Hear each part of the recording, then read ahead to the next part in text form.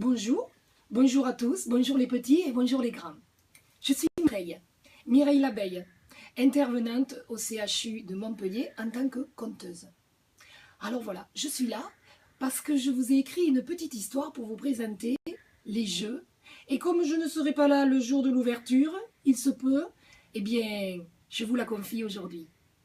Il était une fois, il y a très longtemps, puisque c'était en 1991, dans une grande ville de l'est de la France, que l'on appelait Nancy, un jeune garçon, Grégory, qui, malade, découvrait le service onco-hématologique pédiatrique d'un hôpital.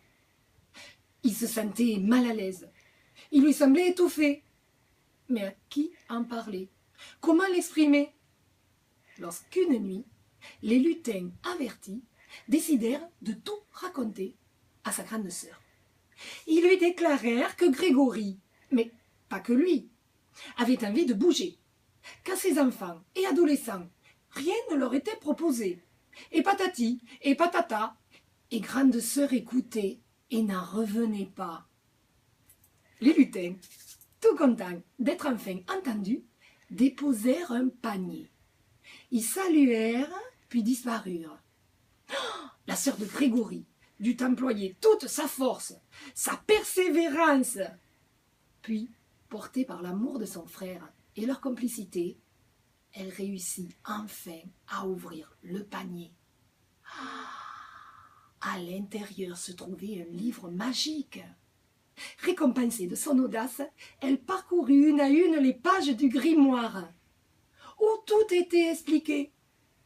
Les activités physiques adaptées en pédiatrie étaient nées, ou APA pour leur petit nom, et comme parrain, Grégory. Comme l'amour qui grandit lorsqu'il est partagé, au fil des ans, les APA se propagèrent à travers toute l'Europe, voyageant sur le souffle du vent. L'histoire des APA arriva à Montpellier, où une autre équipe de lutins, malins et très motivés, décide d'organiser les premiers jeux sapatiques interhospitaliers européens.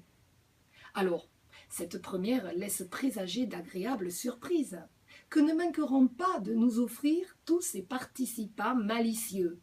Mais, une fois le serment prononcé, non, sérieux.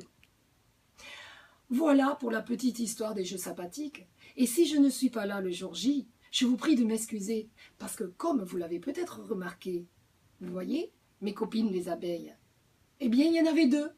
Et là, il n'y en a plus qu'une. Vous ne saurez jamais pourquoi. Si, je vous le dis.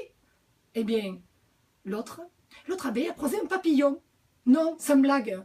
Et puis, eh bien, elle est tombée amoureuse et elle m'a quittée. Alors, excusez-moi, de ce pas, je m'envole et je vais chercher des nouvelles de ma petite collègue.